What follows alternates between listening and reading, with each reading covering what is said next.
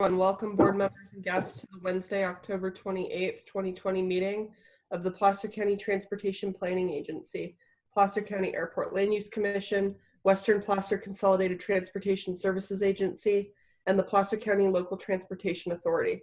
We're conducting this meeting via teleconference under Executive Order N-29-20, approved by Governor Newsom on March 17th, 2020. We appreciate your participation and your patience with this technology. A recording of this meeting will be posted to our website after the meeting. For public comment, there will be multiple opportunities throughout this meeting for public comment. When I open an item up for public comment, please use the raise hand function to indicate you'd like to speak. If you're joining this webinar via the computer, you can do so by clicking raise hand on the middle button of the Zoom webinar window. If you're joining over the phone, you can do so by pressing *9. PCTPA staff will then be able to call out individuals who have raised their hand, giving them permission to speak one by one. When you are called, please state your full name and your city of residence. You'll then have a maximum of 3 minutes to provide your public comment, and PCTPA staff will notify you when your 3 minutes are up. If you experience any technical difficulties and you're unable to provide your public comment, please email your comments to Sylvie Sable, our clerk, at ssabol@pctpa.net. For board action, because this meeting is being conducted via teleconference, all votes will be roll call votes. Board members, we ask that you state your name prior to making a motion or a second of a motion for the record. Once an item has been moved to the second, I will request the clerk call a roll call vote. All right, thank you. And can we please stand for the flag salute?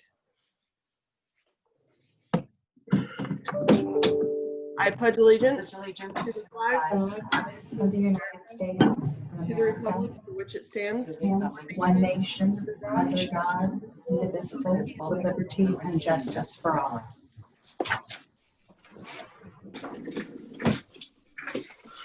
All right. If Sylvia would like to call the roll. Allard?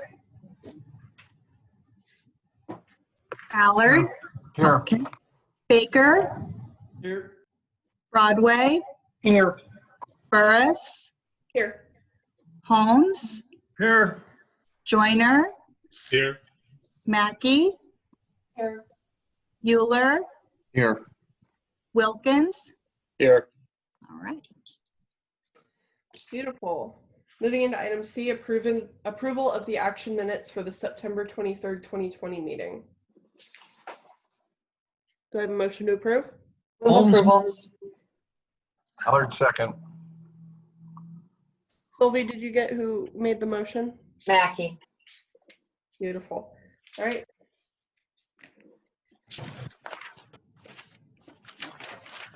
Allard? Aye. Baker? Aye. Broadway?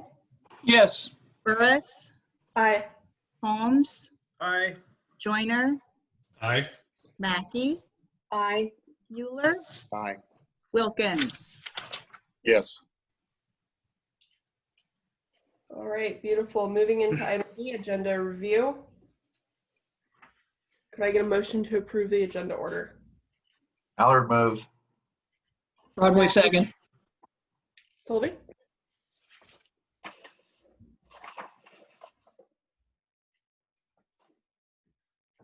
Chair Beers, this is not an action item. We don't have to take action on this. Oh. Allard Move doesn't. on. I think we can move on. I've been doing it wrong for a while now. Okay.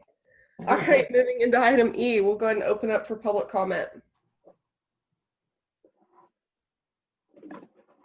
Do we have any public comment at this time? Chair Beers, we do have a public comment. All right, beautiful.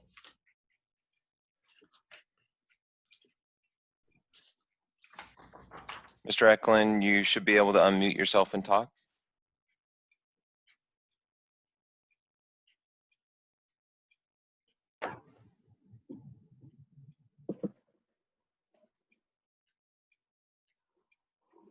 Mr. Eklund, can you hear me?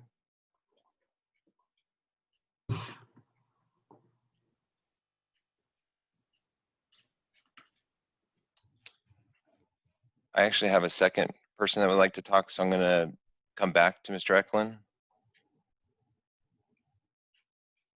All right, sounds good. Mr. Barbum, you're able to talk? Good morning. Can everybody hear me okay? I can hear you. Okay, great. Last week, I had the opportunity to attend a webinar on high capacity bus system and discussion of 5 major corridors in the Sacramento region. 2 of them would be of interest in Placer County. The Watt Avenue corridor from Baseline Road all the way down to Elk Grove Boulevard in Elk Grove, and the Sunrise corridor from southeastern Sacramento County all the way up to Sutter Roseville Medical Center in Roseville. It's an ongoing study. It was just a kickoff meeting last week, but the meeting and host of it was Regional Transit and their consultant, Nelson Nygaard, which has been involved in a lot of transportation consulting in the past. But I wanted to bring this up just because of the interest that both the Watt Avenue corridor and the Sunrise corridor would have for serving Placer County, and would like to invite the Placer County Transportation Planning Agency Board and the staff as key stakeholders into the study. If you need further information on it, besides myself, you could contact James Boyle, Senior Principal Planner at the Sacramento Regional Transit District at your convenience. Thank you for letting me comment on this important study that Placer County would be a good and key stakeholder of going forward.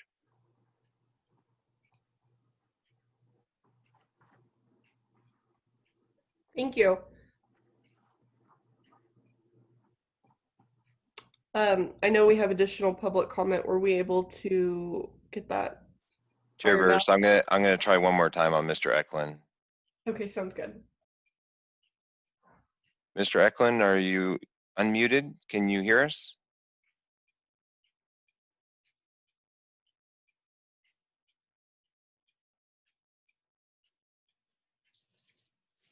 Unfortunately, Chair Burris, he is unmuted, but there must be something on his side.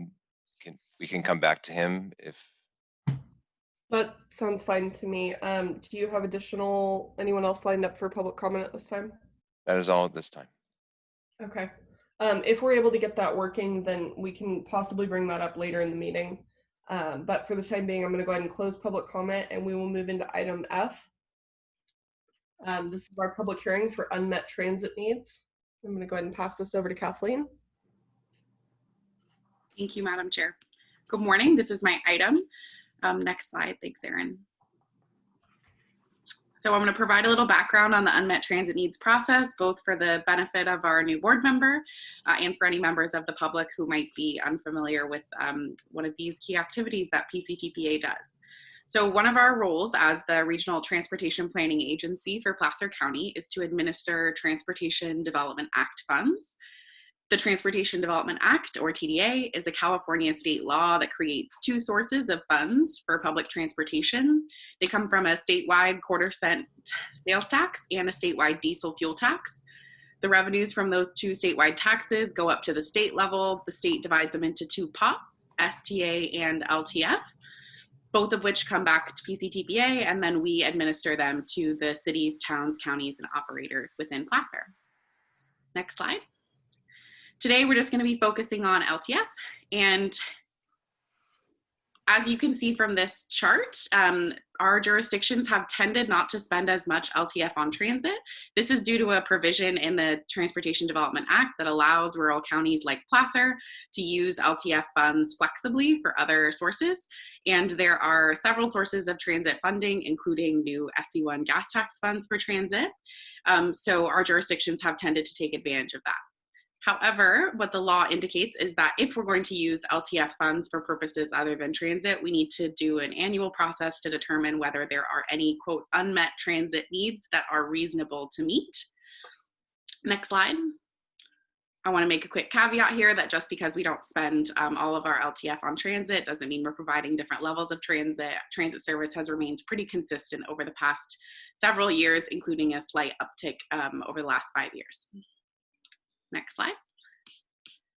So every year, PCTPA conducts outreach to determine whether there are unmet transit needs that are reasonable to meet, according to our board adopted definition, which was last adopted by the PCTPA board in 2014. Basically, the definition indicates that an unmet transit need would be a request for service that's not currently met by the existing system or required to meet ADA regulations, and is considered reasonable if we could afford to do it and would fall under transit regulations on how to fund transit services, and that there's support for the project both in adopted plans and community. Next slide. Just because something isn't indicated to be an unmet transit need that is reasonable to meet doesn't mean we don't end up having good benefits out of this process. These changes over the past 5 years show that there have been service changes as a result of this outreach. Not all of these were determined to be unmet transit needs that were reasonable to meet, but by working with local jurisdictions, we were able to make these improvements to transit service. I'll note that the 2019 service change, the addition of dial-a-ride trips between Lincoln and Rockland for ADA eligible riders, was determined to be an unmet transit need that was reasonable to meet in 2019, and that we were able to meet that unmet transit need earlier this year. Next slide. So the unmet transit needs process for this year began back on September 1st when the online survey was released. The board was notified of this schedule at their August meeting. Today's public hearing generally concludes the outreach process for this year. However, the online survey will be open until the 31st. Next slide. Over the past 2 months, PCTPA staff has worked with city public information officers, supervisor district aides, and our social service partners to get the word out about this unmet transit needs outreach process. We also held 2 workshops in the Resort Triangle jointly with Nevada County Transportation Commission and Tahoe Regional Planning Agency to get the word out in the Tahoe area where jurisdictional boundaries can be a little confusing for the residents up there. We had 1 meeting at the Truckee North Tahoe Transportation Management Association board and a standalone workshop early in October. Overall, I would say that the response rate has been down this year, both in the online survey and the workshops, but there has been an uptick in the past week or so. I'm expecting about 200, 250 comments this year as opposed to the 300 or so comments. So not a dramatic decrease, but I think reflects the overall change in folks' life patterns this year. Next slide.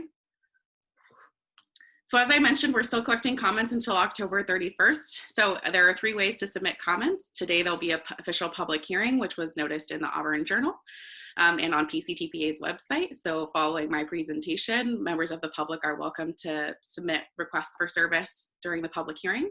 You can also still use the online survey until October 31st. That's available at pctpa.net/UTN. Or you can submit your comments directly to me, and there's my direct line, email, or you could send a letter if you would like to support the Postal Service. Next slide. Before we get into the public hearing, I want to note that the best comments are specific. It's helpful if you say that you live in an unserved area by transit, if you're going to be specific about a major intersection or a destination in your neighborhood, so that we can really get a sense of how far you are away from your nearest bus route. And also unserved times are helpful comments, like I'd like to take the bus route that's near my house, but I need it at 7 a.m. and the first route runs at 8. The more specific the comment, the easier it is for us to analyze and to get information back to our operators on how we might improve our transit service. Next slide. So once this outreach process concludes on the 31st, I'll analyze each comment and develop a staff recommended response. Those staff recommended responses are reviewed by jurisdiction staff and our Social Services Transportation Advisory Committee in January. The draft report will be brought back to the board for consideration in February. I'll note that the report always includes information about how transit service is going and any changes to transit service over the past year. So this year, that report will include some information on how the COVID crisis and shutdown has affected our transit system. Next slide. At this point, I'd be glad to take any questions or comments from members of the board, but otherwise I would recommend the chair open up the public hearing to collect any testimony we might have on unmet transit needs today. And just as a reminder, there'll be 3 minutes for each public comment. Great. Do we have anything from the board before I open it up? All right, seeing none, let's go ahead and open it up for public comment. Chair Burris, I do have one public comment. Beautiful.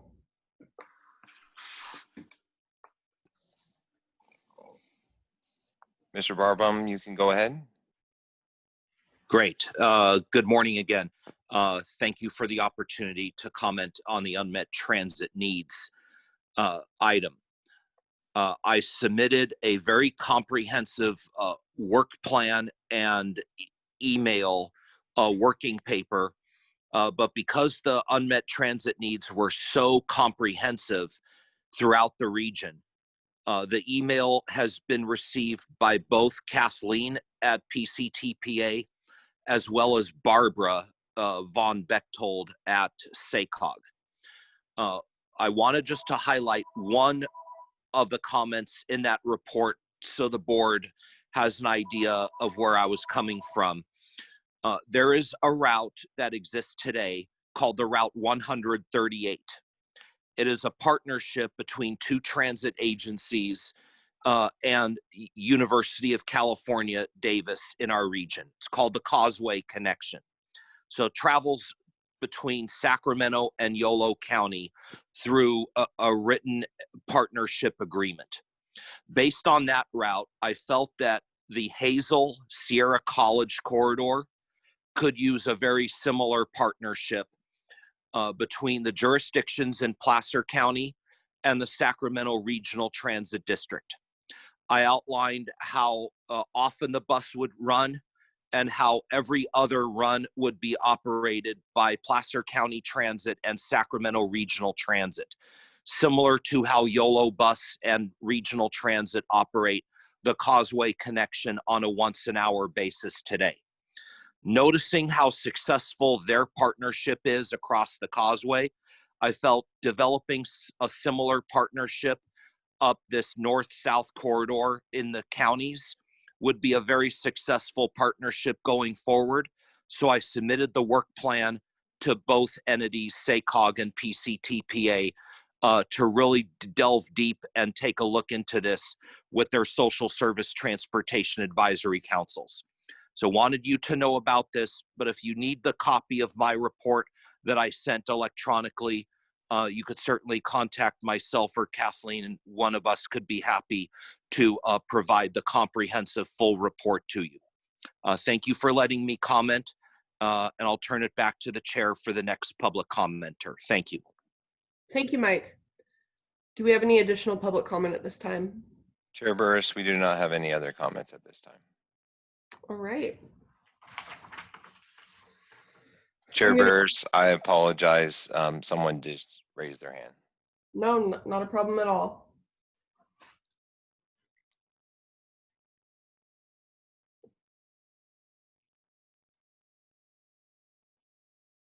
Mr. Eklund, can you hear?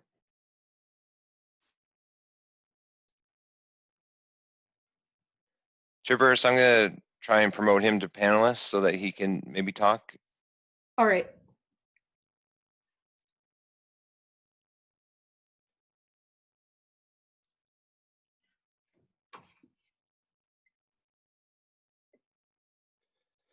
Mr. Eklund, can you hear us? Unfortunately, Chair Burris, it looks like we're still having audio problems, so we're going to need to continue on. I do know Mr. Eklund did submit his comments by email previously. Okay. All right. Well, that being the case, I do not believe we have an action item on this one, but I am going to go ahead and close the public hearing at this time. And Mike, correct me if I'm wrong, or Kathleen, we don't need to take any action at this on item correct? That's correct, Madam Chair. Okay. All right, we're going to go ahead and move into item G, acknowledgement of Cheryl Mackey's service on the PCTPA board. Sylvie, do you want to go ahead? Well, Mike, were you going to open this up or you want me to? we just wanted to take a moment and acknowledge board member Mackey's service here. It's just been a joy to have you, and we're just going to be sad to see you go, but we've certainly appreciated what you've done for us and for, you know, the region, and you've just been great. So we have a little plaque we wanted to give you, and we couldn't give it to you personally, unfortunately, but it is in the mail. So this plaque says, in appreciation of her dedicated service as a champion for local and regional transportation infrastructure in Placer County, alternative transportation, municipal airports, and expanded rail service in Placer County, and for her guidance and support in finding solutions to transportation funding challenges. Cheryl has been on our board for full 2 years now. It feels like more because she's just contributed so much, but you are commended for actively and effectively serving as a representative for the City of Auburn toward the betterment of the entire county. Thank you, Cheryl. Thank you, Thank Cheryl. you, Sylvie. Any members of the board? Well, I just this is Sorry. John Allard. If I could, I'd just like to congratulate and thank Cheryl. Like me, Cheryl's a retread. We went away and came back, right, Cheryl? Yes. And as somebody who's done that, I know how challenging that is and difficult at times. You learn to have a life of your own, and then you come back into elected office and kind of put that aside for a while. But it's been a pleasure working with you, Cheryl. Sorry, my camera's not on. Probably don't want to see me anyway. Thanks, John. And I just want to thank you for your commitment to not just your community and not just to our county, but to our region. But more importantly, I want to thank you for being one of the few who's willing to step up and serve. Being in elective office is difficult, and it's been especially difficult during this last however many months it's been. What's it been, 8 months? But Cheryl's always been positive, moving forward, focus, let's get things done. Like me, she's a small business owner and understands the importance of small business and the thriving economy, producing jobs. And so I just want to thank you, Cheryl. Appreciate all your efforts on all of our behalf. You've been a tremendous representative. Thank you, John. I appreciate that very much. Chair Burris, if I may, this is Ken Broadway, and Cheryl, I just want to say thank you. I know that not only are you going to be missed here on the PCTPA board, but certainly in Auburn, your contributions to us are unending. You are always prepared. Your insight and guidance is always appreciated. And I have to share your commitment to always ensuring things are done right. I will never forget the county and city officials meeting we had where we were on our way up from the lift station, and we had a park ranger who decided he was going to question our poor bus driver, and you were having none of that, and you climbed out of the bus and gave this gentleman what for, and got us on our way, but also ensured that he treated people with respect. And that's how you've always handled yourself, always doing the right thing. And we have been fortunate to serve with you. And I thank you for all you've done. Thank you, Ken. Thank you so much.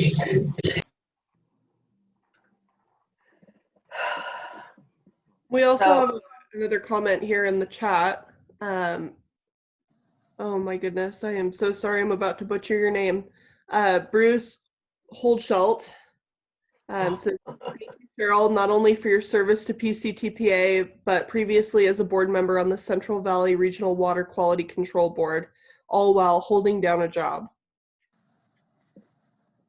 Thank you, Bruce. Thank you very much. It's been a pleasure and an honor to serve with this board and this staff of PCTPA. They've worked so hard with limited resources at times, and the impact that you have made, this board and staff in our region for regional transportation, is always incredible to me. And it really was indeed a distinct pleasure to serve on this board. And I'm going to miss it. I'm sorry to leave, but life moves on, and we will have a good representative from the city of Auburn next year on this board for sure. So thank you all very much. Thank you, Cheryl. Thank We'll you. stay in touch. Okay. Thank you, Jim. All right, I will go ahead and move into item H, our fiscal year 2020-2021 overall work program and budget amendment number 1 and funding strategy. Mike?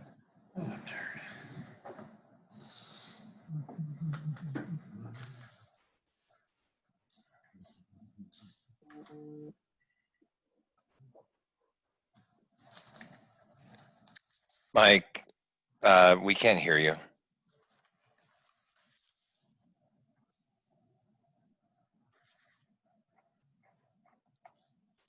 What's going on over there?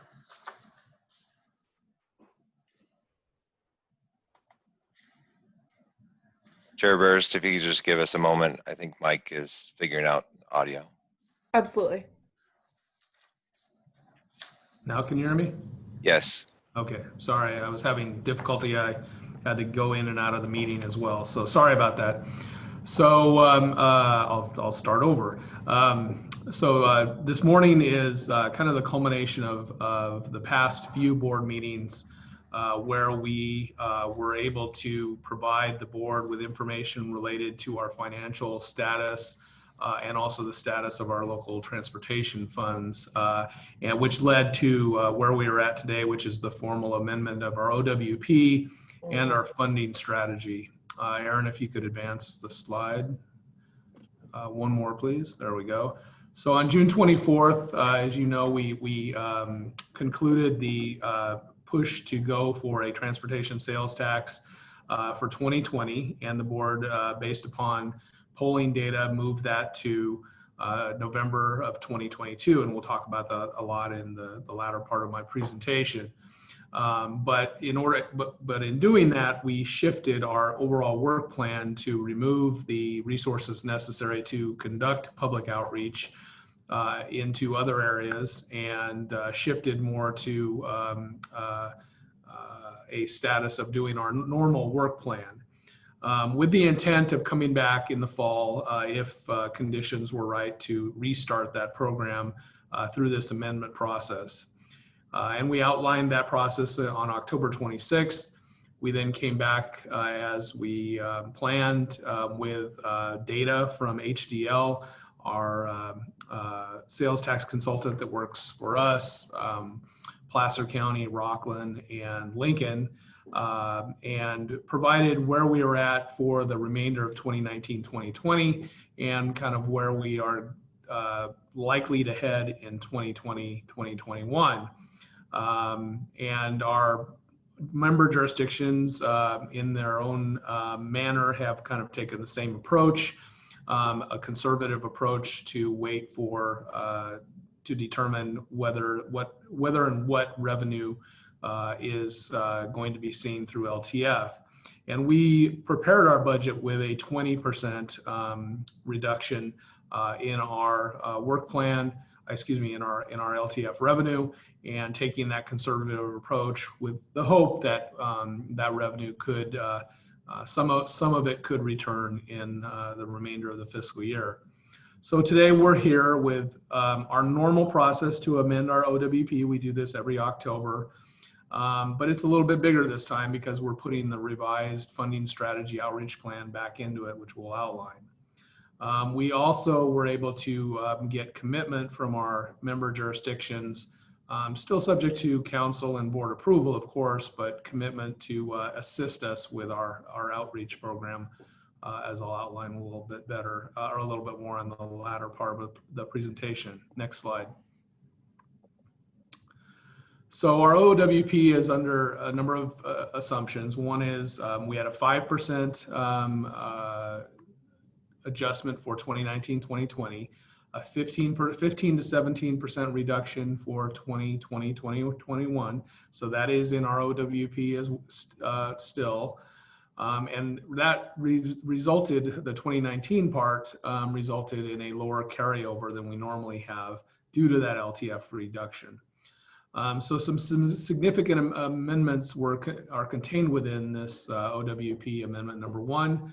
One is to work with the communities of Lincoln and Auburn related to their updates of their airport land use plan. We had to make a couple adjustments in there for consultant services. Because we had to put, because we did not move forward with a 2020 funding strategy or sales tax measure, we were getting a project, a very important project, the first phase of Highway 65 southbound ready to go. However, because now we're looking at 2022, we had to place that project on hold. And so we were able to reduce expenditures in our OWP, putting that project in somewhat of a standby status, getting some of the environmental permits complete, getting the final design complete and ready to go when we will be able to go forward with that again. But sorry to say we had to put that project on hold. However, our 80 auxiliary lane project, which is managed by David Melko on our staff, we continue to work very hard on that and to try to get state funding through the SB1 grant programs. So we needed to move that project forward to get it ready for a request for authorization for that potential funding, which we're hopeful that we would receive some or all of that. And then lastly, the other major change is with our Highway 49 gap closure project. This project, a very important project to Auburn and North Auburn to provide connections for pedestrians and users of that corridor. We're also getting that project ready for 65% design and the right-of-way phase. And our OWP amendment number one reflects a change in revenue types, not really revenue levels, but revenue types to get ready for that right-of-way phase. Next slide. We also are working towards a potential solution for Riego and Baseline Widening Project. You'll be receiving a comprehensive presentation about that later in the agenda today. But that's a very important project for traffic circulation in our county, and we're getting ready to hopefully move to the PAED phase of that project. And then, as I mentioned, probably the biggest change is putting the transportation funding strategy back into the OWP. And then lastly, we're working on another very important project, which is working with our transit agencies to implement our short-range transit plans. We've given it the moniker of reinventing transit because of the impacts to transit from COVID-19 and trying to improve ridership. So we're working very closely. Kathleen is heading that effort with our staff and the staffs of Placer Transit, Auburn Transit, and Roseville Transit to implement that project. Some other just key milestones from the OWP number one is implementation of the gateway plan. So we completed the gateway plan. We're now in implementation phase of writing grant applications and applying to the state for those projects. We had to update our indirect costs in the OWP because we had to move to a more, as many offices did, had to move to a more remote workplace, and some of our computer and automation needs needed to be improved and continue to need to be improved. And then lastly, we're shifting some of our building administration to a vendor implementation of maintenance to free up some of our staff time to work on our core work items as opposed to maintenance items that happen quite frequently to Nevada Station. Next slide. So in returning, now talking more about the funding strategy, as you know, the funding strategy was initiated with the presumption that traffic conditions were becoming severe on a day-by-day basis. But then with the next slide, you'll see that with COVID-19, we region-wide, we saw almost a 65 to 75% decrease in vehicle miles traveled because people were sheltering in place and not going to their workplace, working remotely. and it presents a challenge for us to restart the program. However, next slide, Aaron. We have seen in the past few months a return to traffic. If you were out and about this morning between 7:30 and 8:30, you surely noticed a little bit of a backlog on southbound Highway 65, very similar to how it was pre-recession. The Bee had a recent article here, as I've displayed on the screen, talking about really asking, well, how will commutes change and how will things be affected post-COVID? With public transit pretty much going offline, will people depend more on the automobiles? Will there be a return on some of our most congested corridors, southbound 65, State Route 51, or the Cap City Freeway, and other traffic items? Next slide. Well, we've been monitoring this closely. Aaron on our staff has been tagged with kind of in the coming months tracking this very carefully, and we also work very closely with Caltrans District 3 staff and our new traffic model consultant, WSP, to see kind of where we're at. And this is a slide is very indicative of where we're at.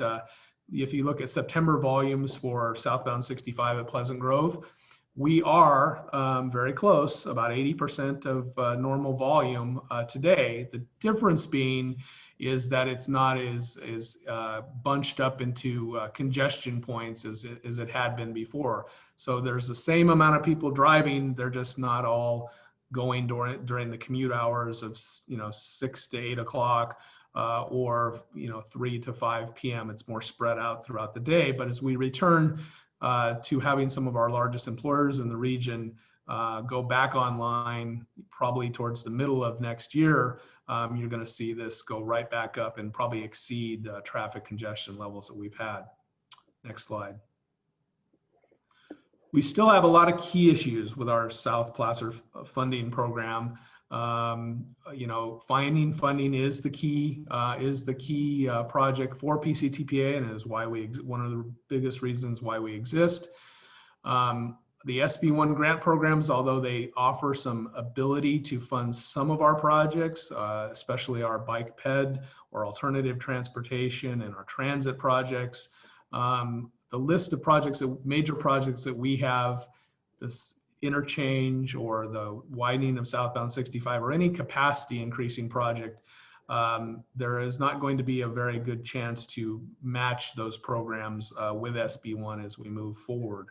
And so we're going to have sources of funding that will match likely federal funding for some of those larger projects. And we're going to have to work very innovatively to get those projects moving, including potential sales tax measure.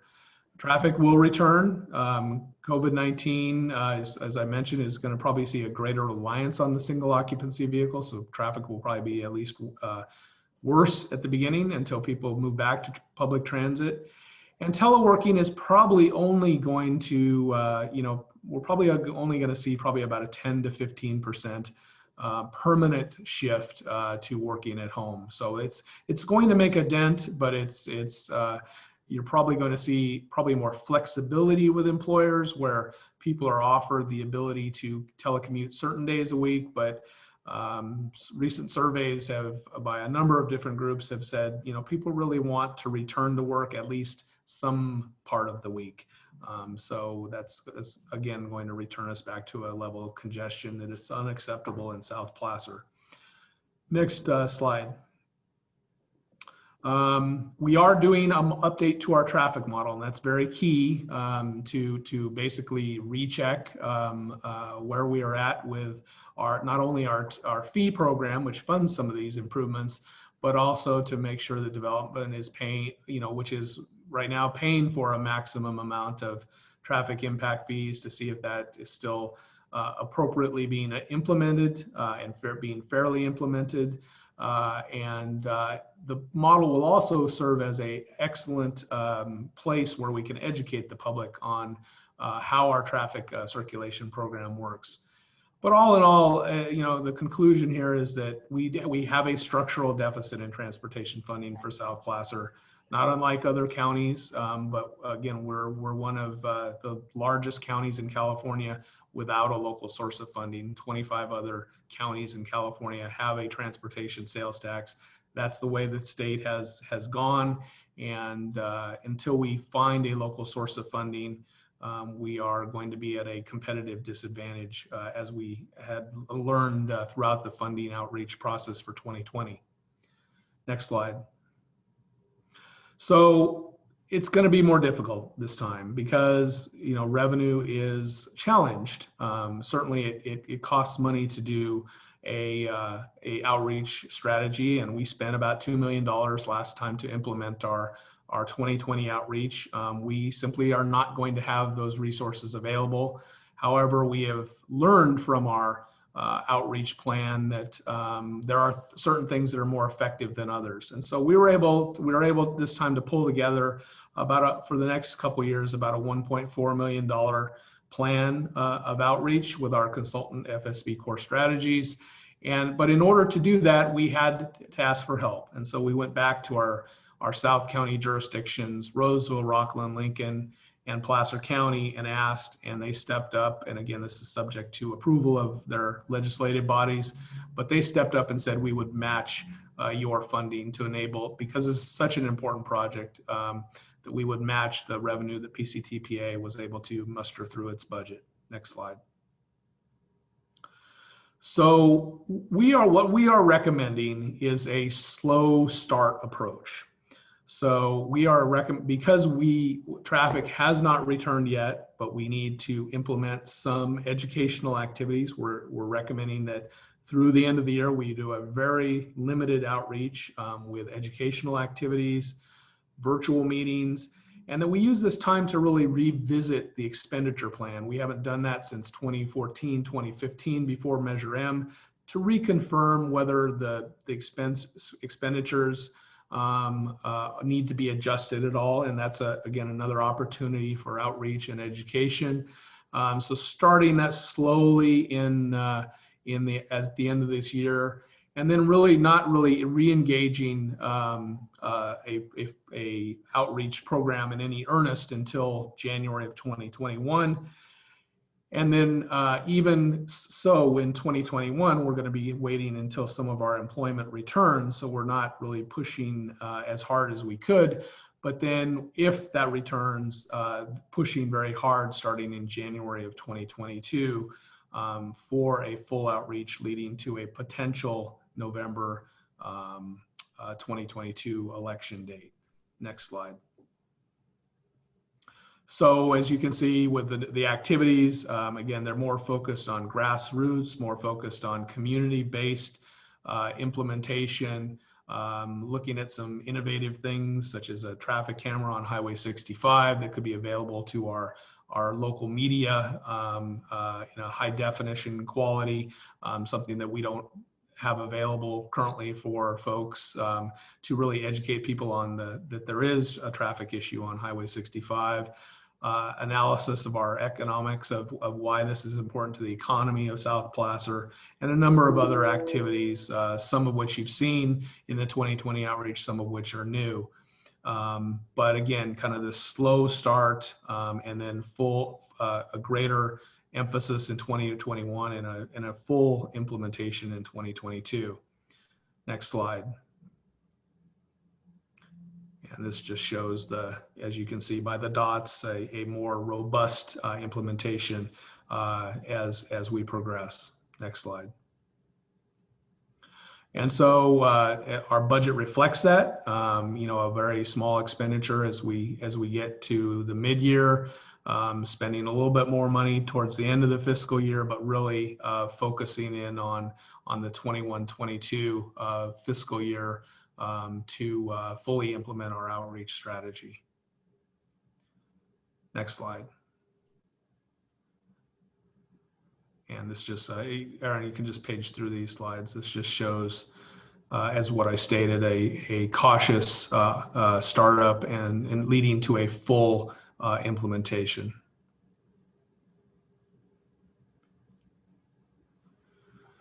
Okay, we prepared this in concert with FSB Core Strategies and our consultant team. We're certainly going to be making some adjustments to our team, but we hired them for a period of 5 years. When we started the 2020 outreach, we went back to FSB and asked them to look at some things that we could do differently, some things we could improve. They've made some adjustments to their team, and we're moving forward into full implementation. One thing I wanted to mention is the fact that we are going to be looking at initially at the whether or not there is support for a county-wide measure. That was something the board asked us to look at in June. And so our first polling, which will probably be in January of 2021 or close to that, we'll take a look at other areas of the county that might be interested in this. So we will take a look at that and determine at that time and bring back to the board whether we should continue our focus on the South County or whether we should add areas to the extent that we can with the legislation that we have. Whether we want to look at other areas of the county or a county-wide measure at this point. So that will be something we'll be bringing back to you in early 2021. Cherry Spriggs with our consultant team is here as well to answer any questions.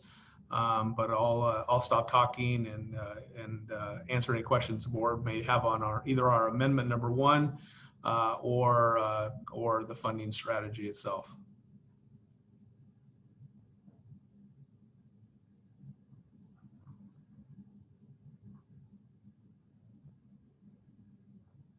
Chair Barris, it looks like Director Wilkins would like to talk. Absolutely. Thank you. Mike, could you tell me a little more about what you expect the decision-making process to be in terms of whether a tax measure were to be forwarded to the electorate based on just a portion of the county versus the entire county? Sure. So we will we have in the past and would continue to recommend that we base our moving forward with a larger measure based upon data. And so we have our polling firm FM3, which we're recommending to extend their letter of task agreement today in our action. We would have them look to conduct polling on a county-wide basis for that first polling. We would then bring the results back to the board as soon as possible, and then at that time determine whether it was prudent to do something outside the South District. With Assembly Bill 1413, which we were able to get successfully passed the legislature and signed by the governor in 2019, that really gives us two options. We can either look at contiguous cities in the South County area, and those being Rockland, Roseville, Lincoln, and Loomis, and the county areas in between, or we can do a county-wide measure. There's really only two choices at this time without going back for legislation, and based upon our state lobbyists' input, that probably would not be a great idea to go back to the state to amend Assembly Bill 1413 language. So I think what we would recommend is either one or the other. And we'll bring that to the board probably in the February-March timeline to give you an update on that and to make a decision whether we stick with the South County or go with a county-wide measure. So do you expect the FM3 survey data will be, I guess, statistically accurate enough to inform that decision? I know when this item went to the ballot a few years ago, there was higher levels of voter support in South County and other areas of the county. There were lower levels, and ultimately the measure failed. I expect that'll be the analysis that will be considered when what I would expect is that the polling data would be used to retest that level of voter support in different areas of the county. One of the things I'm curious about is, will you be pushing FM3 to make sure that they get adequate sample data in both the South County area and some of the other areas of the county that didn't perform as well last time, to see if anything has changed in that dynamic, or whether we would potentially end up with limited survey data in portions of the county if they're not, that would make our decision more difficult to make. Well, as you know, with surveys, usually in more urban more urban or suburban locations, or where the population is greater, you have a much more accurate level of confidence in those surveys. And then in areas where we have lower levels of population, the margin of error is greater. What we have done in the past is we have used larger sample sizes in those lower population areas. So I'll give you an example with Loomis last year. We actually doubled the amount of surveys in Loomis just to make sure that we had a reasonable margin of error to gauge whether Loomis was going to be in or out of that 2020 effort. And I would likely think we would do something along the same lines. Cherry, I don't know if you want to comment a little bit on that. Hello, can you guys hear me? Yes? Okay, good. Yes, that's probably what we would do. FM3 has a long history of working with the agency, and that's one of the reasons why personally I particularly like working with the team at FM3, because they really bring the historical context to the survey. So when Mike and I go to that team and you know, bring them up to speed on what the agency has been doing in the area of focus for this next effort, they'll be able to recommend a good strategy, not uncommon to what Mike just described that we went through in Loomis last year. Great, thank you. I also would mention that we would not do anything within the Tahoe Basin because they're in the Tahoe Regional Planning Agency, and they actually got legislation for themselves for a potential future sales tax measure for transportation in the future. They got that some years ago. So it would be everything. We would look at surveying everything outside the basin within Placer County. So you'd have no data from in the basin to? No, because again, they have written into law their own area for a sales tax measure. So we would, and that's different from when we did Measure M back in 2016. Following Measure M, they went to the state and wanted to do their own district, and so they carved out a special area for the basin to do that. So we would not be able to do a sales tax measure within the basin.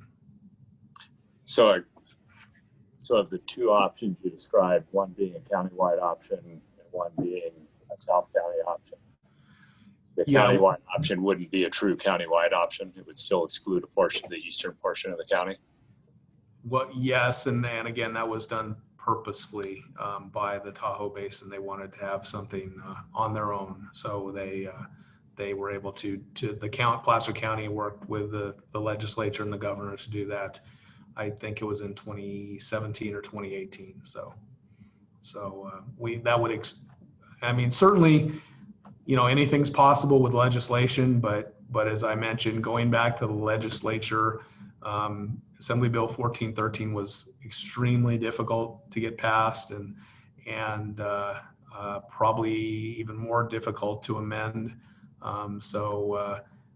At least at this point, our lobbyist, Mark Watts, is not recommending any adjustment to our legislation for fear that it could bring other strings or other desires of the state, which may not be in concert with our policies and priorities. Okay, thank you. Anyone else on the board have any questions? This is John Allard. I don't have any questions, but I don't know, I'm sorry, I lost track. I don't know if this is time for comment or not, but as the representative of Roseville, I just have to say this, moving forward with this revenue measure is absolutely critical to the South County. And when I say critical, it's critical to the future of our portion of the county, economically, quality of life wise, attractiveness for people and businesses, et cetera, et cetera. It's frustrating we weren't able to go forward in 2020, but I think it's absolutely critical that we do everything we can to tee this thing up for 2022. And that's why Roseville was happy to chip in. I think it's $450,000 over the next 2 years to help with this, because it is absolutely critical to our region. It is absolutely critical to Roseville. And if we don't deal with Highway 65, economically, it's going to be a disaster for Roseville and Rockland because we border it. So I just wanted to make that comment. Thank you.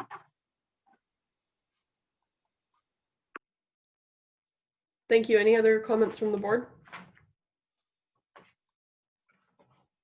Mike, are we at a point where you feel comfortable if I open it up for public comment? Or do you have additional presentation? Sure, no, by all means.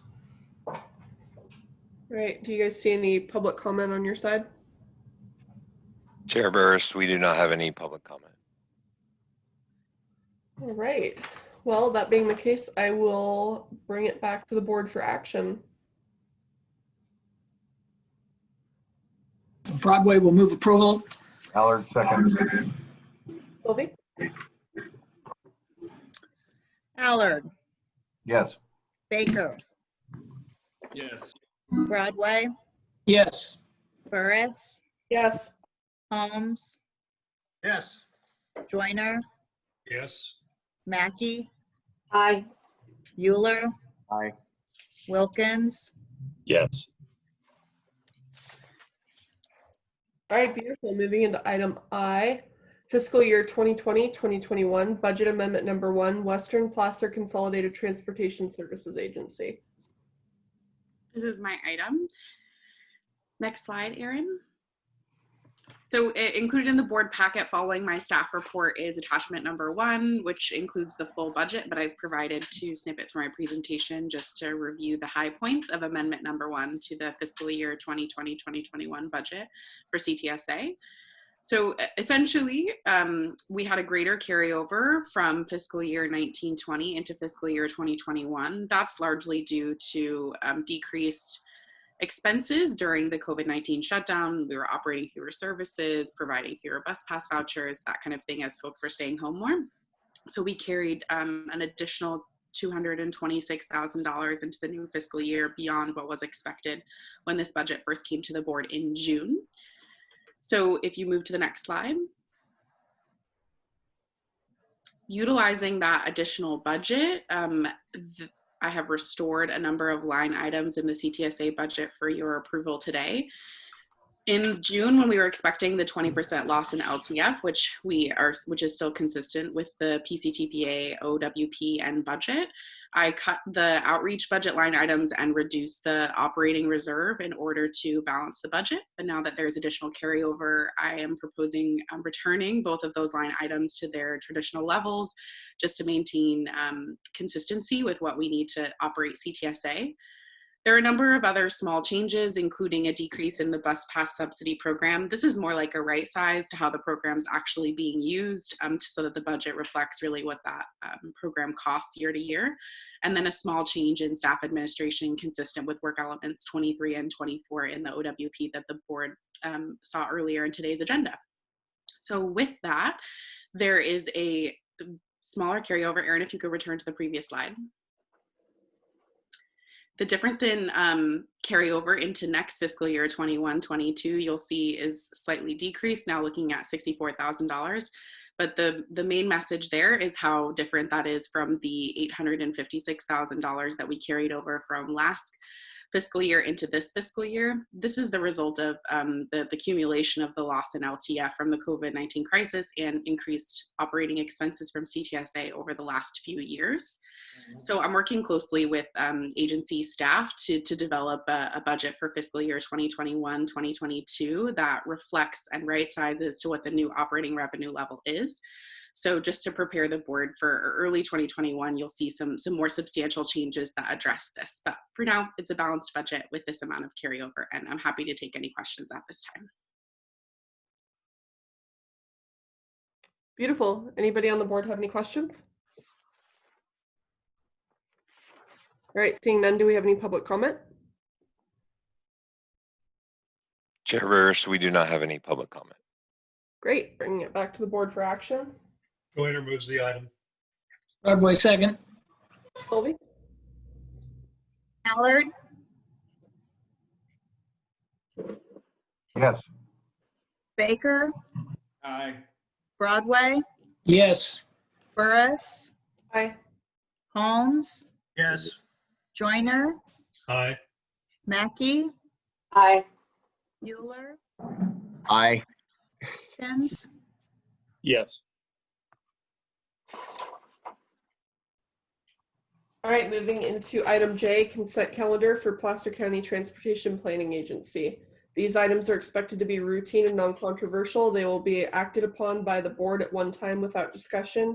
Any board member, staff member, or interested citizen may request an item be removed from the consent calendar for discussion. Do we have any comments from the board or public on the consent calendar? Move approval, Allard. Joyner Mackey second. second. Sylvie? Allard, Aye. Baker, Aye. Broadway, Yes.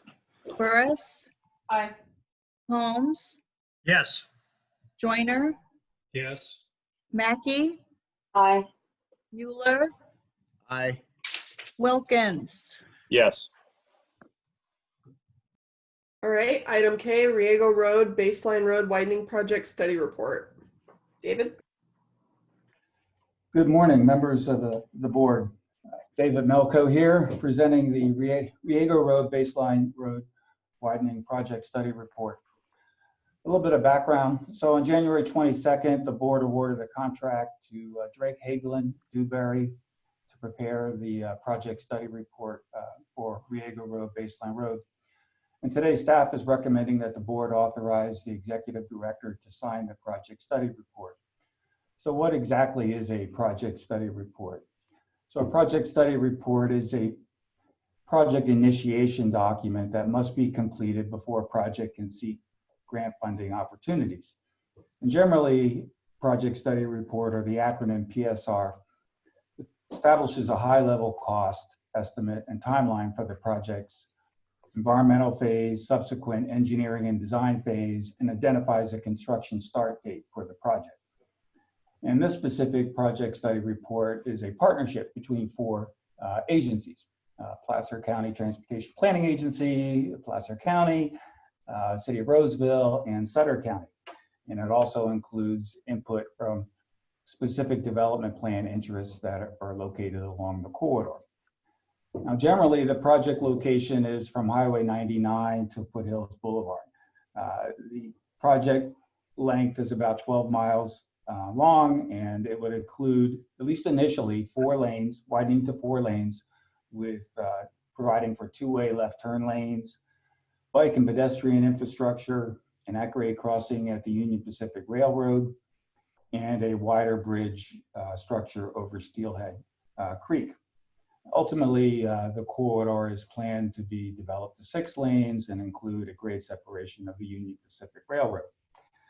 The PSR project study report can be downloaded or viewed at PCTPA's website at PCTPA.net. One would need to go to the roadways tab, and you would find the project study report and supporting documentation. So today we have Dennis Hagelin and Jose Silva. They are the project consultant team with Drake Hagelin and Dewberry, and they're with us today to summarize the project study report through a PowerPoint presentation. And with that, I would like to introduce the principal of the firm, Dennis Hagelin, who will conduct today's presentation. And with that. Well, thank you, David. Appreciate that. Just logistics. Can everybody hear and see me okay? Yes. Okay, great. I wanted to first take you through the project location and the limits of the project, which is essentially from State Route 99 in Sutter County to Foothills Boulevard in Roseville. And the larger graphic on the right, I'm going to run you from west to east on that. And you see the green State Route 99. The project begins there, widening from 2 to 4 lanes. And as you can see, as it goes through Sutter County, the Sutter Point specific plan is shaded there.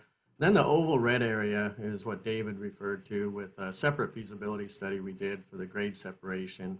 And I'll refer to that later on in the presentation, but I just want to highlight that that's pretty much the grade separation limits. For all intensive purposes for this project, the Union Pacific Railroad crossing will be a 4-lane at-grade crossing. And then as we continue moving into Placer County, you'll see the other shaded areas. The alignment kind of shifts a little to the south to accommodate the Placer Vineyards specific plan, as well as the Sierra Vista specific plan highlighted in blue on the bottom portion of that graphic. And then ultimately ends in the city of Roseville at Foothills Boulevard. The next slide, please. So with the project scope, I wanted to point out that graphic I just showed you is 12 miles long. So it's basically a 12-mile widening from 2 to 4 lanes, which includes a 2-way left turn lane for safety, for one, and to accommodate the traffic. Also includes striped bike lanes. The project accommodates future sidewalks as the developments occur. There's several signalized intersections that will be added to the project. I think all in all, there's about 12 of them. That includes some existing and some new intersections. And then the Union Pacific Railroad crossing, as is shown in the picture in the middle of that graphic, it will be widened from 2 to 4 lanes, as well as the Steelhead Creek Bridge, which is adjacent to that crossing.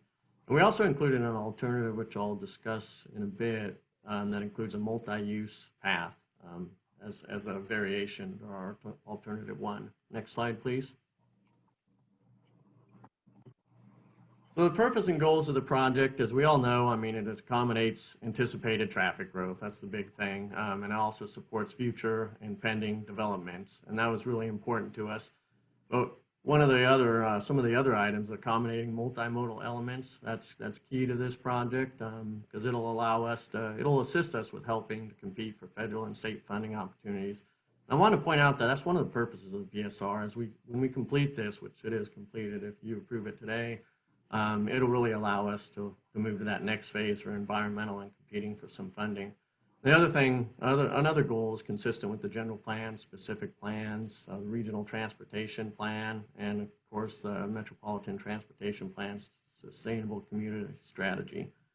It's a mouthful there. Next slide, please.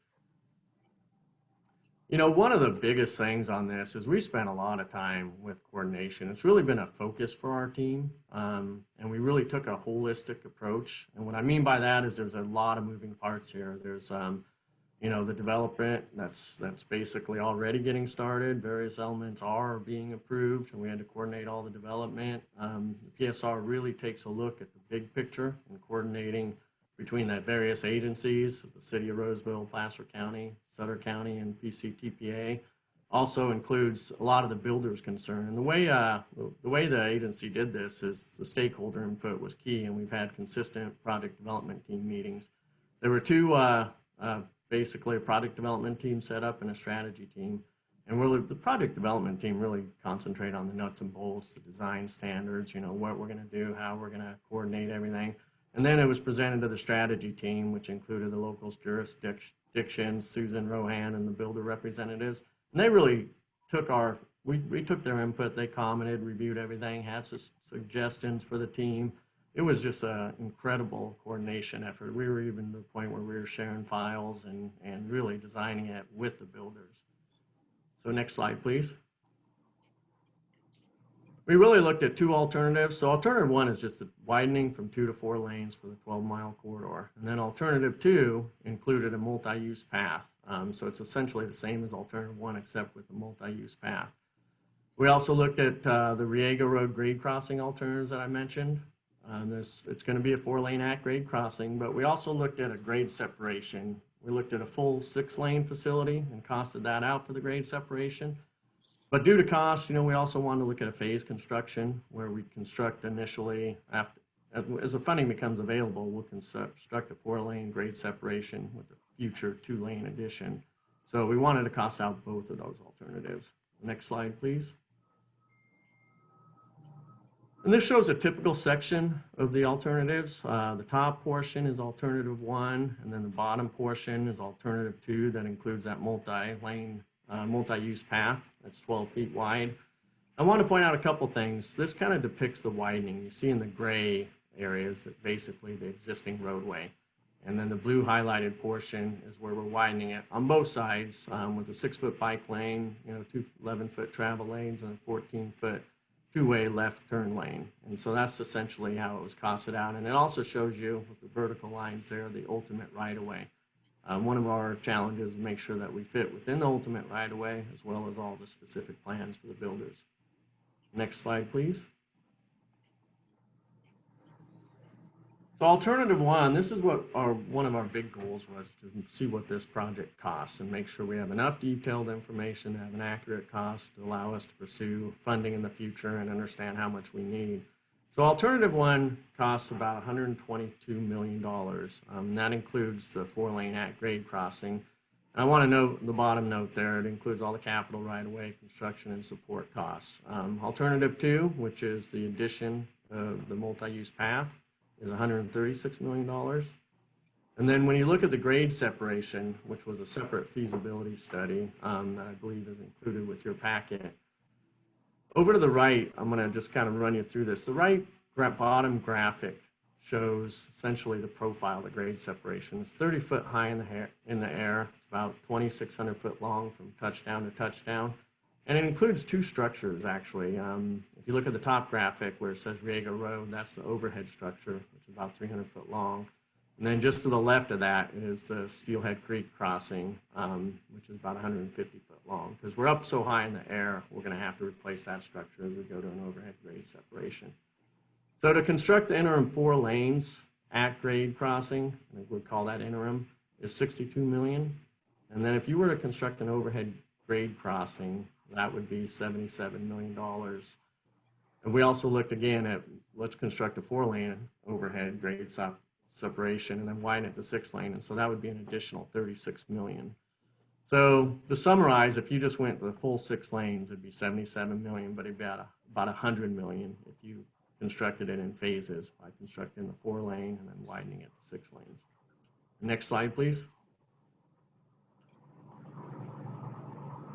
So the next steps, stakeholder coordination has been absolutely fantastic, and we would definitely want to continue that with all the agencies as well as the builders.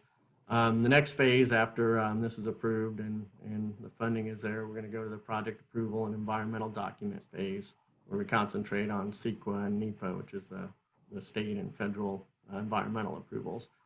And then following that would be the PS&E, the plan specifications and estimate, and then construction as we follow. Next slide, please. And that concludes the presentation. So I'll open it up for questions, and thank you. Appreciate the opportunity of having us here today. Thank you. David, did you have anything else? We're here to answer any questions. Project development team, myself, or the deputy executive director. Beautiful. Anything from the board at this time? This is John Allard. I just have a question. So alternative 1 has bike trails, alternative 2 has bike trails, and then what did you call it? An auxiliary trail, auxiliary whatever. Could you eliminate the bike trails in alternative 2 and turn that auxiliary lane into a pedestrian bike trail so you aren't duplicating, or are those bike trails required by the great state of California? I'll defer to Dennis on that. He may have more with respect to code requirements. So. Yeah, Aaron, could you go to slide, I think it's slide 7, which shows the 2 typical sections.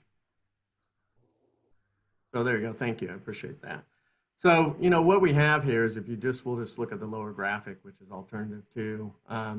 Regardless of what we do, we're going to have 6-foot bike lanes adjacent to the traffic. So the bike lanes that I refer to are going to be striped for bike lanes, and that's going to allow the bicyclists to use. A lot of the bicyclists just prefer to be with traffic.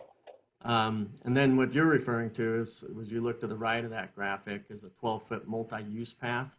And I think if I understand your question correctly, we're going to include the 6-foot bike lanes because there's also shoulder associated with that, so we have to have that shoulder, and part of that will allow the bicyclists to use that shoulder. And then the multi-use path is just completely separate, and it's 12 foot wider, and they have the choice. Like, people can go on the multi-use path, or the bicyclists can use the bike lane. Does that answer your question? Well, it addresses it, but it doesn't answer it. I guess my question is, could you eliminate the bike lanes and just have the, focus on that, whatever you called it, I can't read it, multi-use path. I mean, it's kind of like the Yolo Causeway. There's no bike lanes on the Yolo Causeway, but there's a auxiliary path on the side, so people could go 65 miles an hour, and people can ride a bike without being afraid they're going to be run over. It just seems like you're creating a situation where we could have issues with people in the bike lanes. I'm trying to find a way to make it safer, but also a way to save some money. Yeah, no, that's great. I understand the question. Then I think it's up to the agencies whether we stripe it for a bike lane, but the bike lane also doubles as a shoulder. So we would just have to, not allow bicyclists on us. And maybe David could comment on that. Dennis, maybe I can jump in on this one. Director Allard, this is Luke McNeil here, the Deputy Executive Director. So we've been working closely with the builders, and I'll just say that a lot of them have included these bike lanes in their specific plans, but I also will note, even if we take out the bike lanes, we are going to need 6-foot shoulders. It is going to be posted at 55 miles an hour, so it is a safety concern. And I think as we do public outreach, we'll get more input on these cross sections in the next phase.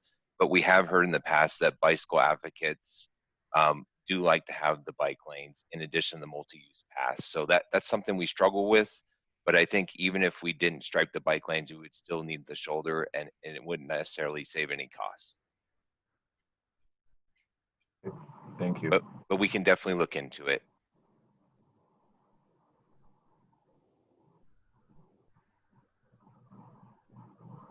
All right, do we have any other board members with questions or comments? I do see we have some public comment coming in on the chat, so I want to get to the board first. So Dennis, in a perfect world where funding becomes available, what's your timeline to construction? Well, in a perfect world, I would say construction would be occurring in 2023. And in the real world? One of my challenges is to assist the PCTPA with and the agencies with finding funding. So the real world, it's really as it becomes available. I really have no idea. I mean, I know we're going to work hard to find the funding, and we're going to do our best. But the best way that we can do that is just get the project shovel ready as fast as we can and complete the environmental document, because we'll just compete for funding better. So I wish I could answer that question. I just don't know in the realistic world, but likely post 2023. Yeah. Director Joyner, maybe I can answer your question. Dennis was nice enough to take that question. We knew this question was going to come up. We really started this project study report. Mike Lucan, our executive director, really tasked David and I to get this project shovel ready. Luckily, the city of Roseville and Placer County already have a impact fee program, the city county fee, in place that has been collecting fees for this project. And so that kind of started the conversation. And if we had been on the ballot in 2020, the idea was to get this project ready to go to construction as soon as possible. Obviously, we've delayed to 2022. And if the sales tax measure were to pass in 2022, our goal is to get this project shelf ready so that we could go to construction in 2023. But I'll add a caveat there. It's not just PCTPA and Roseville and Placer County. We also have Sutter County. And so we need to work out details on their side of the county of how that would get paid for. And so we are going to spend, as we move into environmental, meeting with the executives for each agency to figure out how do we fund this project. And as you saw, it is 122 million or 130 million. So I don't know if our executive director has more to add.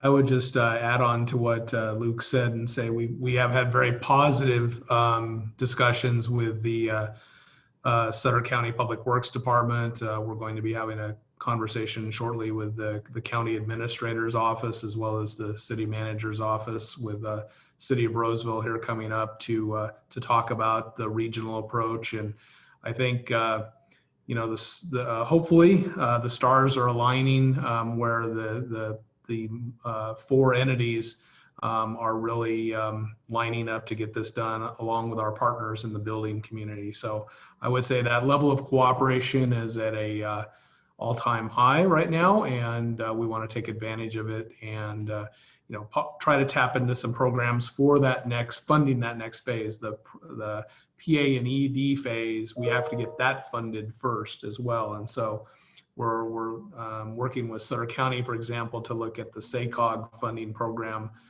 to fund potentially a portion of that from their perspective. So there's a lot of moving pieces, but I would say though everybody is very enthusiastic at the staff and builder level on this project, and we're very happy that it's made the progress that it has.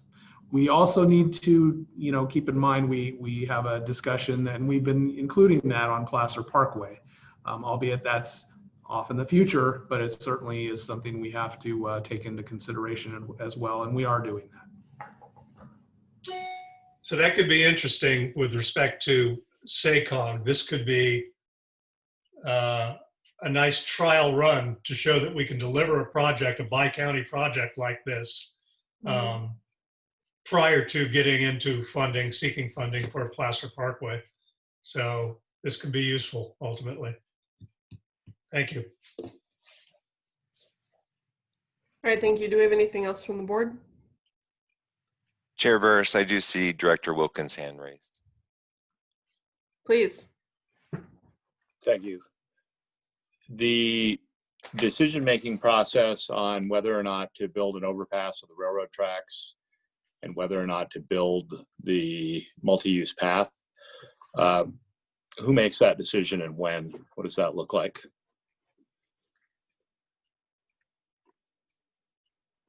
Director Wilkins, maybe Dennis, you might have to help me out this a little bit. I will say when we first started this project, our goal was to have a $100 million project. We just kind of set that as at the outset, and working with the agencies, we got close, but costs are high right now. Unit costs are very high, so you're seeing a little bit higher costs. I'm not sure if costs are going to continue to go up or go down in the near future in the next 3 years. But I will say our goal right now is to do an at-grade facility. And obviously we have to go through Union Pacific Railroad and the CPUC, and there has to be safety considerations. It needs to be a major upgrade at that location to have a 4-lane at-grade facility. But Sutter County has opened the idea of doing some things to mitigate that, and we're actively working with Sutter County because the grade separation is in Sutter County. So ultimately, it is Sutter County's decision, but we are active partners with them. And if magically funding came out of the air and we could do a 6-lane grade separation, well, then we would probably try and build the ultimate now. But the reality is the fact that we're over 100 million leads me to believe we're going to aggressively pursue a 4-lane at grade and then plan for the future by potentially acquiring the ultimate right away. Did that answer your question, Director Wilkins? Yeah, relative to the grade crossing. How about, is it similar answer for the multi-use path? The multi-use pass is also a cost consideration. It does add, you saw roughly 10 million. I don't have the slide in front of me. 10 million to the cost. We have heard from the state. They are very focused on bike, ped, and transit, and so is SACOG. And so I think that will allow us to maybe get that fully funded through state or SACOG grants. And if that occurred, then we would build it. If we didn't get state or SACOG grants, then likely we would not build it up front, and we would leave it to the builders to build later. But we like the idea of maybe building a continuous 12-mile path day one and connecting these three specific plans and creating kind of a sense of community in West Roseville. Beautiful, thank you. Thank you. So I know we do have some public comment. If we want to jump into that, do we have anybody with a raised hand at the moment? We do. Chair Burris, Supervisor Gore, you are unmuted. Good morning. Thank you. First of all, I want to say thank you to PCTPA for issuing the study, doing the study. Really appreciate it. As most of you may know, Baseline goes through the west part of District 1 in Placer County, and there are just thousands of cars driving through there all the time right now. And there will just be more and more in the future. And so I just really appreciate the study and the fact that we're talking about this now, especially as we've got Placer Vineyards and I believe it's called Sutter Point being developed. Quick question, does the cost that you have include all the acquisition of land? Is that included in the overall costs? And then my second question is, this is going to take time. Obviously, we've got to get the funding for it.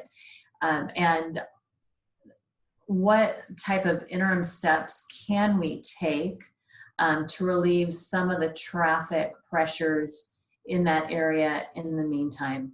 I know I've been speaking with Mike Lucan a little bit about this, and I know the costs are fairly high. But the traffic will only increase over time, and maybe there are some interim steps that can be taken to relieve the traffic congestion before we're able to build. Mike, did you want me to take this? Sure, why don't you start and then I'll add on. Okay. Aaron, could you possibly go back to the cost slide? Here. Supervisor Gore, I will say we see alternative one, 122 million. That includes everything. That includes the right-of-way, construction support costs, includes the 4-lane at-grade crossing. So that is a total cost, start to finish, from environmental design all the way through to the end. Does that answer your question, Supervisor Gore? Yeah, so it includes Okay. all the land acquisition, et cetera. So yes. Yes, it includes acquisition of right-of-way. And then on interim steps, I know that several builders are already out there doing some improvements. I know that Placer County and Sutter County are talking about various signals, but I'm going to defer to our executive director on any other steps.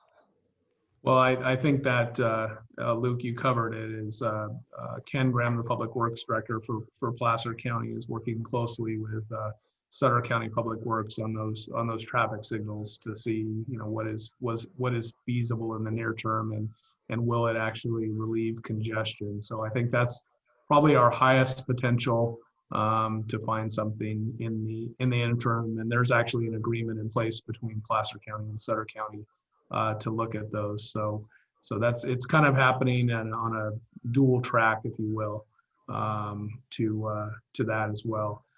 There is also, some, I would note, potential additional development projects in Sutter County that we're waiting to see how those might affect things as well. So that's happening too. I wanted to mention that. Thank you. Chair Burris, I do have one more public comment. Mr. Eklund would like to talk. And Mr. Eklund, you are now unmuted. Excellent. Okay, I think I found a loose wire. Can you hear me? We can hear you. Good. Okay. Anyway, I'm perfectly happy sending in my other comments. Just a couple of things I noted. I was interested in what the speed limit is on this road, because I think the speed limit really affects the safety issues regarding a two-way turn lane, also the bike lane. I think it would be important to put in a protected bike lane which generally is just 2 feet on either side because for safety purposes, particularly if the speed limit is above 35 miles per hour. And the other thing the protected bike lane does, and if you add that distance width to the bike lane, it actually will provide a place for a bus to stop. It's up to 8.5 feet, so it would be an appropriate way to put a bus stop, on the new road without doing turnouts. I think turnouts really are not necessarily a good idea unless you really know for a fact there's going to be a lot of people there. So I think that gives you the flexibility for the future, to put in bus stops, but also the protected bike lane is important. But anyway, the main thing is what's the anticipated speed limit? That's the end of my comment. Luke? Dennis, can you help me out with that? I mentioned 55 miles per hour. I more meant what people will likely drive, but I don't know what the actual speed limit might be. Yeah, and Jose can help us out if needed to be, but essentially the speed limit's going to be 55 miles an hour, as I understand it. And Jose, correct me if I'm wrong. At the overhead grade separation, there's 2 different alternatives, one with 50 miles an hour and one with 55. And the 50 mile an hour speed limit at that overhead grade separation was looked at just to avoid impacts to one of the adjacent intersections of Pleasant Grove. So. But Jose, is that in your understanding as well, 55 miles an hour for the whole corridor? It's going to be a little slower as we go into the city of Roseville. Yes, that's right. It is scheduled to be 55 miles an hour, and as development comes in, that could change in the future. But currently, based on the design and based on what is out there right now and the conditions that the traffic has been projected to, it would be 55. And it would slow down, like Dennis said, at the closer into the city. Tomorrow, is it better for you to take her in? Beautiful, thank you. Do we have anyone else with a raised hand? I do see we have some public comment in the chat. We have no one else with a raised hand, so if you'd like to read the chat comments. Okay, so I do have Scott Alvord, public comment, council member and resident of West Roseville. This project is very important to our community. We've had multiple deaths on that stretch of road, and while it's a shorter distance to get to Sacramento rather than using I-80, residents feel it's much more dangerous and easily gets backlogged. Completion of this project would reduce traffic across town and on I-80. We also have, and Bruce, I apologize, I'm terrible at pronouncing your last name. But his comment is the multiple use a Placer Vineyard specific proposal or something that would be on the north side of the project. Chair Burris, I could provide an answer to that if it's okay. Please. Councilmember Helderschelt, we have worked very closely with the builders. They've taken many years, Placer Vineyards and Sierra Vista and Sutter Point, 20 years or more at times. So they have specific plans that are approved, and we work very closely with them to include a multi-use trail that aligns with their specific plans. So it is consistent with their specific plans, but we made it so that it's 12 miles continuous because outside their specific plans, there was no plan for a multi-use trail. So we filled in the gaps is basically what the project study report did. Wonderful, thanks, Luke. I do not see anything else in the chat. If we have no more public comment, I will bring it back to the board for action.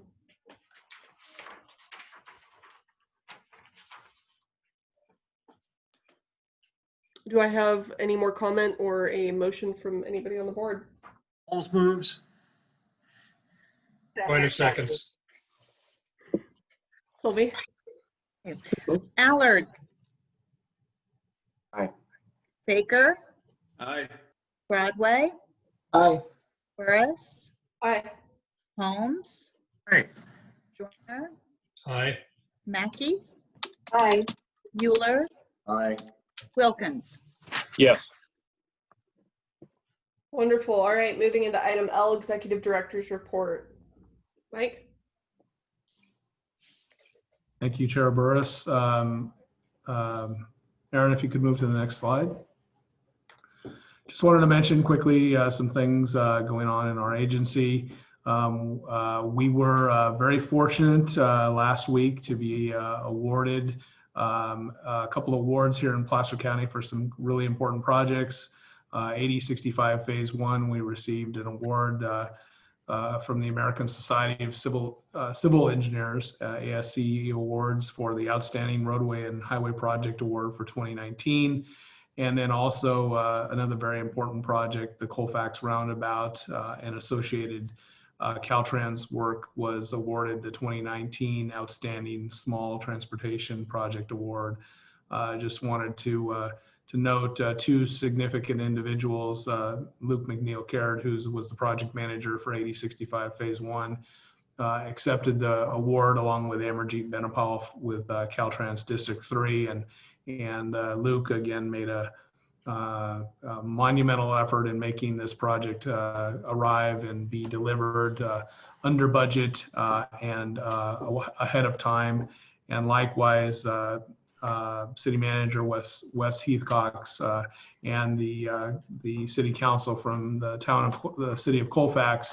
This project is so important for their town, and they're receiving a lot of statewide recognition for a rural project that really made a giant impact upon a community in a positive way. So just we're very proud of those two awards, and we've won a couple other awards, but this is a really important one, being recognized by the industry for some excellent projects in Placer County. Wanted to give just a quick update on our SB1 grant applications. I mentioned those in the OWP item. We have two applications in, the Solutions for Congested Corridor and the Trade Corridor Enhancement Program. We are expecting a staff recommendation in the early part of November and a CTC action in December, in the first week of December. These are very, very important applications. These are the first time we've done multi-county, multi-city applications with our partners in Northeast Sacramento County, and we're very confident with some of these. The Solutions application was ranked very highly in the state, and we're working with our partners to try to pull off a twofer and get the TCEP application funded as well. And again, those would fund in Placer County. It would fund the Solutions project would fund the 80 aux lanes project from eastbound from the 8065 interchange to Rockland Road, and would also fund the next phase of the Dry Creek Trail system, and would fund the Lincoln Express bus service from Lincoln to the hospital complexes in Roseville and then on to the light rail station. TCEP in Placer County would fund the 80 aux lanes in the westbound direction from Douglas Boulevard to Riverside Boulevard, two very, very important and remaining bottlenecks on Interstate 80. So we're very hopeful that we'll get funded for both, and would be a wonderful way to get our projects started in the next year or two. Quickly mention that the federal government, I'm sure some of you have heard about, that they passed a continuing resolution to extend the provisions of the FAST Act for another year. That's kind of a good news, bad news thing. Good news is they extended it for a year. The bad news is we need a lot more funding than what's in the FAST Act, and need a real federal investment in infrastructure in the transportation area. So we're working with Sante Esposito, with key advocates and our other federal partners in our other agencies like Holland and Knight and Ferguson Group at Placer County and Roseville, respectively, to follow that item. Wanted to mention the mega regional effort. Some of you that are on the SACOG board are involved in a very, very large effort that's starting that would extend a mega regional effort at transportation funding from the Bay Area all the way to Placer County. And it's again a very important project. Will take some staff time as well as your time to be involved in this. Just wanted to emphasize we do need to make sure that Sacramento and Placer see benefits from this, and not just be a how do we fund the next crossing of the bay in San Francisco Bay Area. So this could be a very good opportunity to get funding for the third track project and other capital corridor projects, as well as some other associated projects. And we need to, and we will be fighting for projects for our territory as well if we're going to participate in this. And Lucas Frericks, council member from Davis, is leading this effort with SACOG, along with other members of the SACOG board, including some of our PCTPA board members. Next slide, Aaron. We are in the middle of approval process for Placer Parkway Phase 1. Our member jurisdictions are approving a reimbursement agreement for that, which will culminate in Placer County and the Sparta board approving that reimbursement agreement coming up in the coming months. But we got this project moving along. It took a while, but it is moving in a very positive direction. The city of Lincoln was the first jurisdiction to approve it, and now some of our other member agencies are taking that for consideration. I think Roseville had it on their agenda as well. But very, very important project to get that first phase from Whitney Ranch to Foothills going, in the 2023 timeline. Luke McNeil-Carrot and I had a very good discussion and presentation to the Sierra Club, their new executive committee, a couple weeks ago. I'm happy to report that the new executive committee wants to work with PCTPA, and we've asked them to help us in the area of promoting transit, so that when we do come up with a solution to increase ridership, we have their help in actually marketing transit, getting people to get back on that post-COVID. The last couple items, just like to mention what's coming up for the PCTPA December meeting. As you know, it's in early December on the 4th, as we usually have it because of the holidays. We will not be having a November meeting because of the Thanksgiving holiday. Items we have coming up on that agenda include a closed session to review my performance, as is normal for the end of the year every year. We have the election of the 2021 chair and vice chair. In the rotational schedule, we have Lincoln moving up from vice chair to chair, and then the next turn for vice chair would be from the town of Loomis. Certainly, the board has the privilege to do whatever it wants, but that it is normally followed a schedule, and that would be the schedule at hand. And then it will unfortunately be the last meeting for Mayor Allard and Supervisor Euler. So we will also present them with plaques, as we did with Councilmember Mackey, and celebrate their achievements in helping us and helping PCTPA achieve its work plan and goals. And then the very last thing, just very quickly mention some achievements by our staff. Kathleen received her American Institute of Certified Planners certification, very important in her career. And she had to do a lot of studying, take a big test. She was able to accomplish that very important task, and congratulate her for that. Erin also completed the CalCog Leadership Program, which is the association of our entities, our TPAs and MPOs like SACOG. And they had a leadership program which Erin went through, and will be probably telling us, maybe making a little bit of a future presentation to our board on what he's learned for that. And then lastly, but not leastly, we have an anniversary.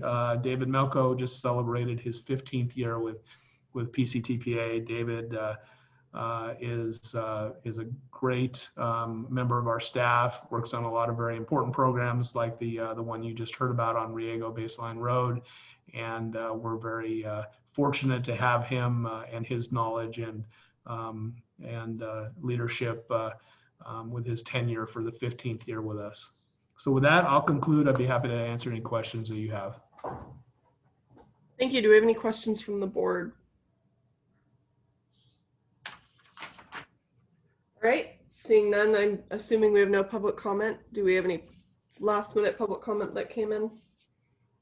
Chairburrs, I do not see anyone that's raised their hand. So we don't have any public comment. All right, do we have any board direction staff? Sorry, just a quick note that it's December 2nd is the next PCTPA meeting. Just wanted to. Sorry about that. That's okay. That's okay. Do we have any board direction to staff? All right. We do have some informational items, and our next meeting is December 2nd at 9 a.m. And we are adjourned. Thank you, everyone. Everyone have a great Thanksgiving, however you celebrate it.